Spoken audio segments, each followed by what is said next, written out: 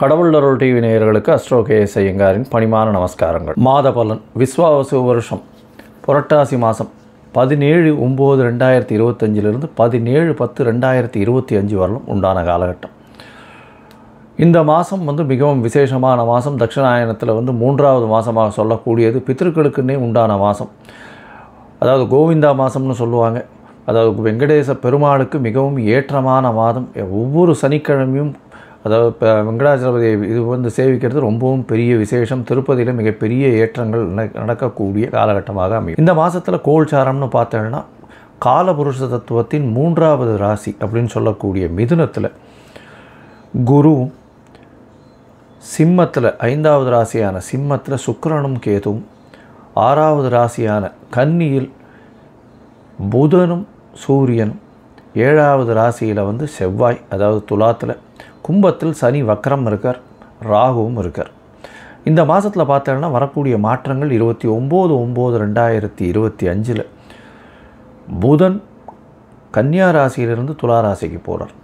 8/10/2025 அப்போது வாக்கிய பஞ்சாங்கம் பிரகாரம் புனர்பூசம் 3ஆம் பாதத்திலிருந்து குரு 4ஆம் பாதத்துக்கு கடக ராசியில் போய் அதிசாரமாகி உச்சம் பெறுறார். இந்த குருவினுடைய அதிசாரம் தனியாக வீடியோ போடுறேன், அதை பாருங்க.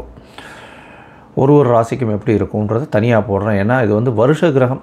கிட்டத்தட்ட ஒரு 4 மாதத்துக்கு மேலே 4-5 மாதத்துக்கு மேலே குரு அங்கே இருக்க போகிறார். ஏன்னா வக்கரகதியும் அடைகிறார். ஒரு 2 மாதம் கழித்து வக்கரகதி அடைகிறார். அதுக்கப்புறம் மிதுனத்துக்கு போகிறார். மிதுனத்தில் வக்கரகதியிலேருந்து திரும்பியும் அவர் இதுவாகி பிப்ரவரி வரணும். இந்த வக்கரகதியிலேருந்து வக்கர நிவர்த்தி பிப்ரவரி மார்ச்சில் தான் வரும். சரி, இந்த மாதத்தில் சுக்கிரனுடைய மாறுதல் சிம்மத்திலிருந்து கன்னிக்கு வரார் 10/10/2025 அப்போது. இந்த மாறுதல்களோடு இந்த மாதம் நடக்கிறது. இந்த மாதத்தில் வரக்கூடிய விசேஷ நாள் அப்படின்னு சொல்லும் பொழுது 21ஆம் தேதி மகாலய அமாவாசை. அதாவது பித்ருக்களுக்கு தர்ப்பணம் கொடுக்க வேண்டிய நாள். பித்ருக்களுக்கு உண்டான அதாவது கர்மங்களை செய்யக்கூடியதும் அதுக்கு இப்போ உண்டான கோவில்களுக்கு சென்று வருவதும் மிகவும் முக்கியம்.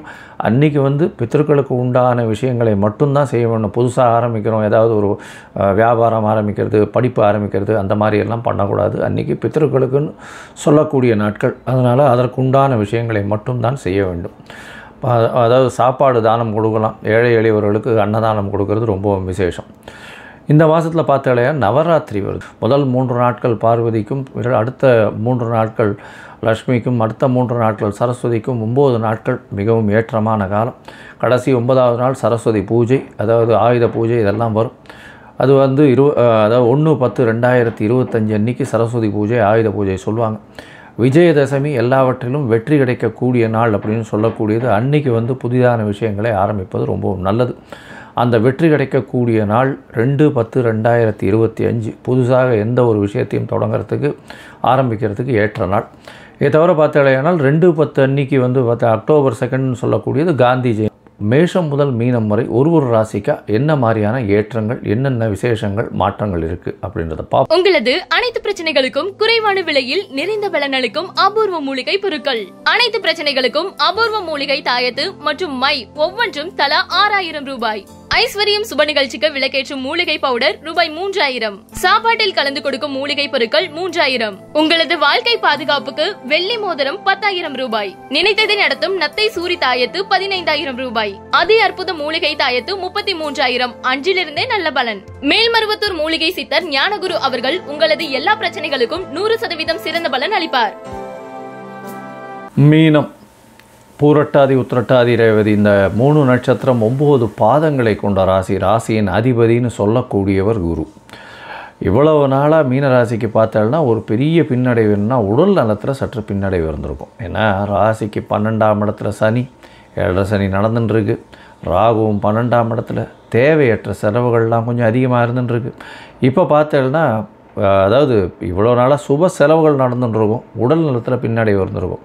ஆனால் இப்போ செலவுகள் தேவையற்ற செலவுகள் இருக்கும். வெளிநாடு, வெளியூர், வெளிமாநிலம் பிரயாணங்கள்லாமும் இருக்கும். ஏன்னா குரு 8/10/2025 அன்றைக்கி மாறுறார். இந்த மாற்றம் பெரிய ஏற்றத்தை கொடுக்கக்கூடிய காலகட்டம் இருந்தாலும் அதாவது மீனராசிக்காரர்களுக்கு உடல் நலத்தில் நல்ல ஒரு ஏற்றம் இருக்கும். ஆனால் பார்த்தலையானால் 12ஆம் இடத்துல சனி இருக்கிறதுனால நிச்சயமான பிரச்சனைகளை கொடுக்கக்கூடிய காலகட்டமாக அமைய போகிறது.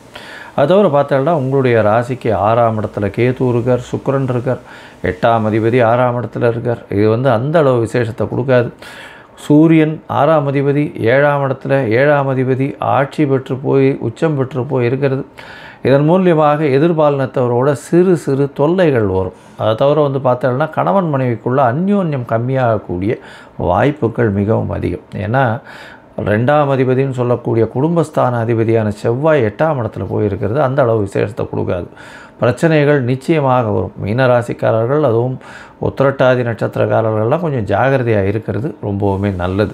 பேச்சில் ரொம்ப கவனமாக இருக்கும். ஏன்னா செவ்வாயினுடைய பார்வை நிச்சயமாக கடுமையான பேச்சை கொடுக்கக்கூடிய வாய்ப்புகள் மிகவும் அதிகம்.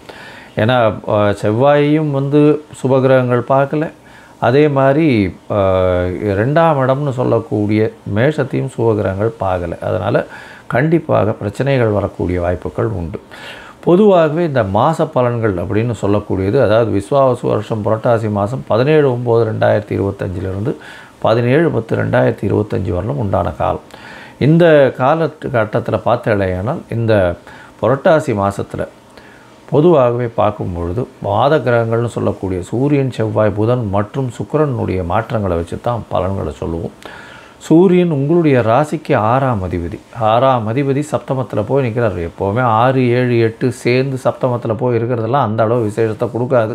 அதுவும் சூரியன் 7ஆம் இடத்துல போய் நிற்கிறார் அப்படின்னா கடன் தொல்லை, வம்பு, வழக்கு இது எல்லாமே வந்து சேரும். பார்ட்னர்ஷிப் வியாபாரத்தில் சொல்ல முடியாத பிரச்சனைகள் வரக்கூடிய வாய்ப்பு. கூட்டாளிகளை நம்பாதீங்க, ஜாகிரதையாக இருங்கோ, பொறுமையாக இருங்கோ. எந்த ஒரு டெசிஷனும் இந்த காலகட்டத்தில் எடுக்க வேண்டாம். தேவையில்லாமல் இன்வெஸ்ட்மெண்ட்டு கொஞ்சம் போட்டுறாதீங்க. பொறுமையாக இருக்கிறது ரொம்பவும் நல்லது. அது 7ஆம் இடத்துல பார்த்தேனால் புதன் வந்து ஆட்சி பெற்று போயிருக்கார், உச்சம் பெற்று போயிருக்கார், மூலத்திரிகோண வீட்டில் இருக்கார். அதனால் எதிர்பாலினத்தவரும் சரி, கூட்டாளிகளும் சரி, உங்களை விட ரொம்ப கை ஓங்கி இருக்கக்கூடிய காலகட்டமாக இருக்குது. எடுக்கிற டெசிஷன் அவங்க நிச்சயமாக நிறைவேற்றக்கூடிய வாய்ப்புகள் உண்டு. 29ஆம் தேதி 29/9/2025 அன்றைக்கி வந்து பார்த்தோம்னா புதன் 7ஆம் இடத்துலேருந்து அகெயின் 8ஆம் இடத்துல மறைவு ஸ்தானத்துக்கு போகிறது. ஸோ அதுவும் வந்து அந்த அளவுக்கு விசேஷம் கிடையாது. மறைந்த புதன் நிறைந்த கல்வியை கொடுக்கும். ஆனால் 7ஆம் அதிபதினு பார்க்கும்பொழுது கண்டிப்பாக பிரச்சனைகள் மிகவும் அதிகமாக போகக்கூடிய வாய்ப்புகள் உண்டு. கணவன் மனைவிக்குள்ள அந்யோன்யம் குறையும். ஒருத்தருக்கு ஒருத்தர் வந்து விட்டு பிரிந்து இருக்கக்கூடிய வாய்ப்புகள் மிகவும் அதிகம். வீட்டை விட்டு நாட்டை விட்டு பிரிந்து வெளியில் போகக்கூடிய வாய்ப்புகள் நிச்சயமாக இருக்கும். மொத்தத்தில் பார்க்கும்பொழுது பார்த்தேனால் இந்த மீனராசிக்காரர்களுக்கு ஒரு குருவினுடைய மாற்றம், நல்ல ஏற்றம் கிடைக்கும். குருவினுடைய மாற்றம் பார்த்தோம்னா உங்களுடைய ராசியை பார்க்குறது பெரிய ஏற்றம். உடல் நலத்தில் ஒரு நல்ல ஏற்றம் இருக்கும். அது 8/10/2025 நடக்கும்.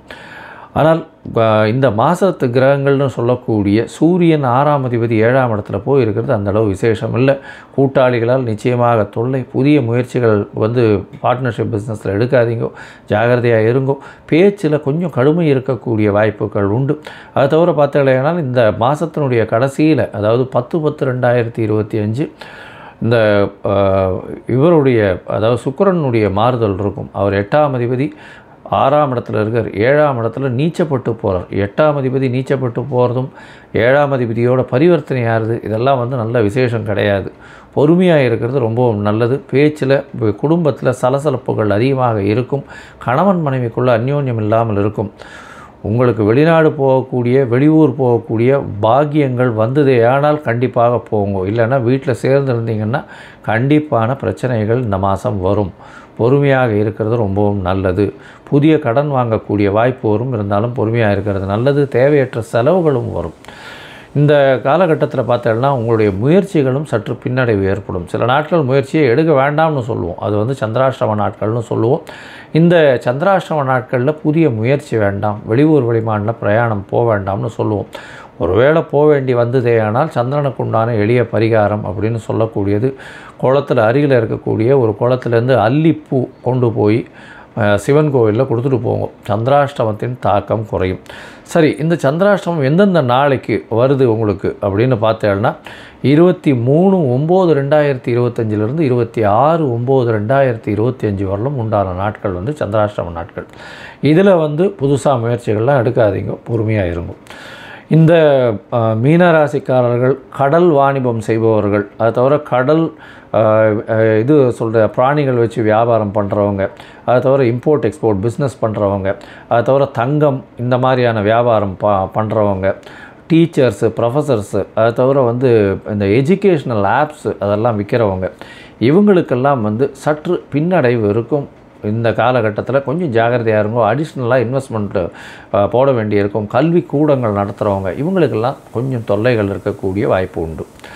இந்த மாதத்தில் நீங்கள் நாமக்கல்லில் போய் நரசிம்மரை சேவிச்சுட்டு வாங்கும், ஆஞ்சநேயரையும் சேவிச்சுட்டு வாங்கும். அதாவது இது ரெண்டுத்தையும் பண்ணிட்டு வந்தேலையானால் உங்களுக்கு எல்லா விதமான ஏற்றமும் உங்களுடைய வாழ்வில் மிகப்பெரிய மாற்றமும் நிச்சயமாக சேரும்.